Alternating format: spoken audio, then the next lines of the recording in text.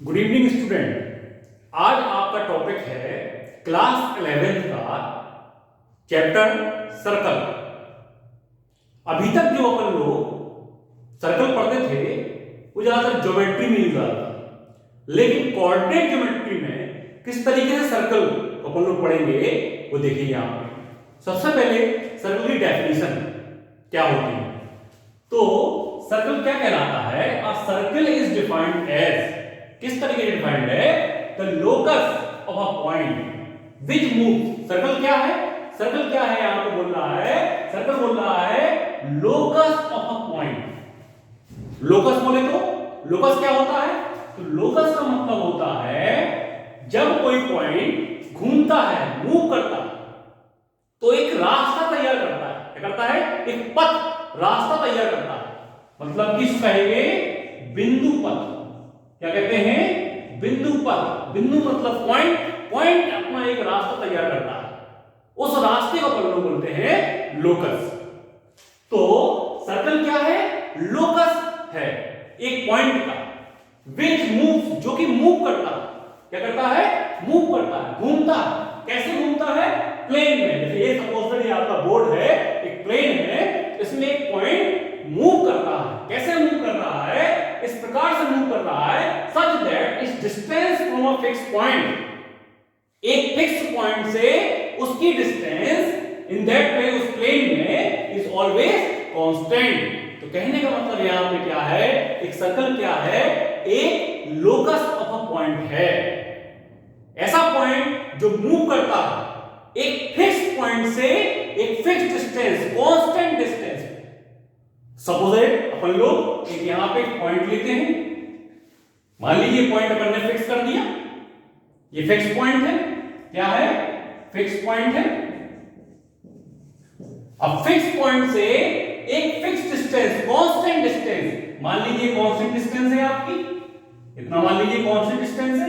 यहां पे एक पॉइंट घूम रहा है, उसकी डिस्टेंस चेंज नहीं होगी, कांस्टेंट ही रहेगी। अगर वो सपोज 5 मीटर की डिस्टेंस, 5 सेंटीमीटर की डिस्टेंस पे है तो 5 सेंटीमीटर रहेगा। कैसे घूमेगा वो? तो यहां पे आएगा, यहां पे आएगा, यहां पे आएगा, यहां पे आएगा, यहां पे आएगा, यहां पे आएगा। इस तरीके से वो एक अपना लोकस तैयार करेगा, बिंदु पथ तैयार करेगा। मतलब कैसा बनेगा वो सर्कल? एक फिक्स पॉइंट से फिक्स डिस्टेंस पे एक अपना सर्कल तैयार हो गया, ये लोकस तैयार हो गया। तो this locus is called circle. क्या बोलेंगे? सर्कल। इस लोकस को क्या बोलेंगे? सर्कल। ये लोकस है, लोकस ऑफ अ पॉइंट। कौन सा पॉइंट? Variable point. कौन सा पॉइंट? Variable point. तो क्या बोला जाएगा? सर्कल बोला जाएगा। और जो फिक्स पॉइंट रहता है उस फिक्स पॉइंट को अपन लोग बोलेंगे सेंटर ऑफ सर्कल। क्या कहलाएगा? Centre of circle. और जो फिक्स लाइन है, क्या है? फिक्स लाइन मतलब constant distance, this constant distance is called radius of a circle. क्या? Radius of a circle. तो सर्कल क्या है? सर्कल एक लोकस है, एक वेरिएबल पॉइंट का, ऐसा पॉइंट जो वेरिएबल है, मतलब कि अपनी पोजीशन चेंज करता है। किस तरीके से चेंज करता है? कि वह एक फिक्स पॉइंट से एक कांस्टेंट डिस्टेंस पे मूव करता है। और जो आपका आर्क तैयार होगा या लाइन तैयार होगी, जो आपका लोकस तैयार होगा, उसको अपन लोग बोलेंगे सर्कल। और सर्कल क्या है? क्लोज आर्क है। क्या है? Close arc. क्लियर है? कोई दिक्कत नहीं। अब देखिए यहां क्या कैसे उस फिक्स पॉइंट पे, मान लीजिए उस फिक्स पॉइंट के कोऑर्डिनेट्स अपन लोग लेते हैं। इसको आप पहले नोट कर लीजिए, डेफिनेशन को डायग्राम बना लीजिए, उसको बाद आपको बताता हूं।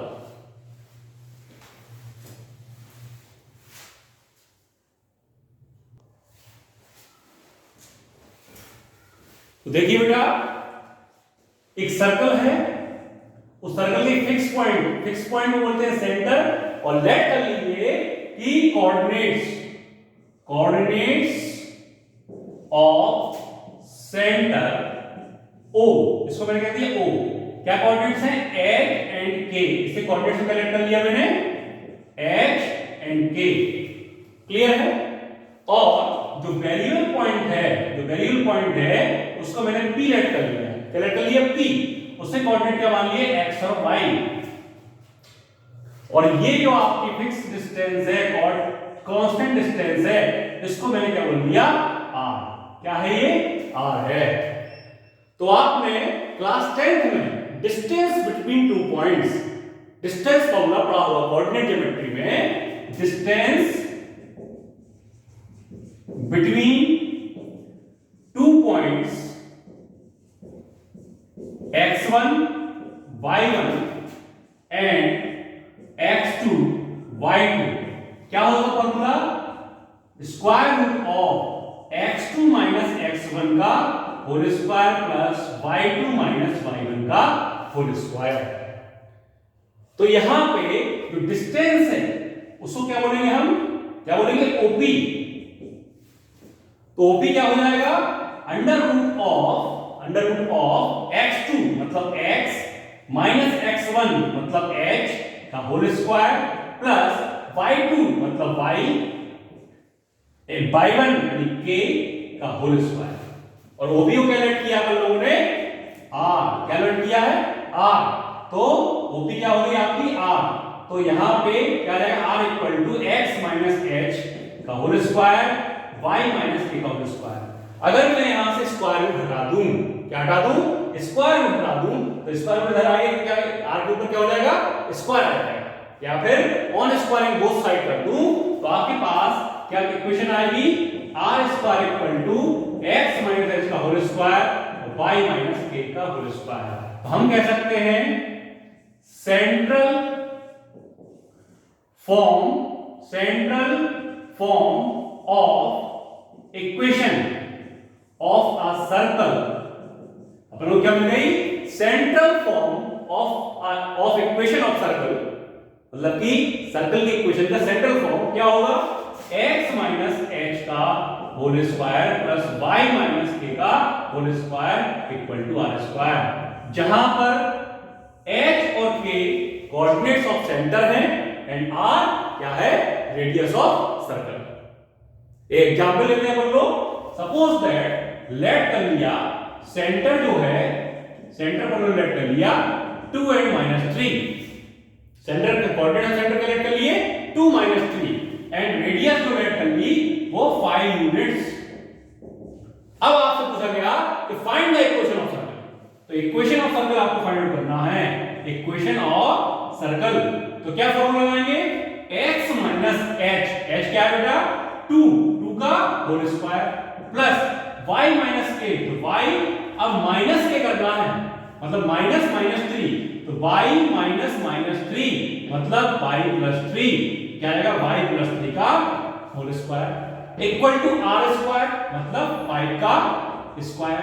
इसको आप कैलकुलेट करेंगे तो a minus b whole square क्या हो जाएगा, x स्क्वायर माइनस 4x और प्लस का 4, यहां पे y square plus 6y plus 9 equal to 25।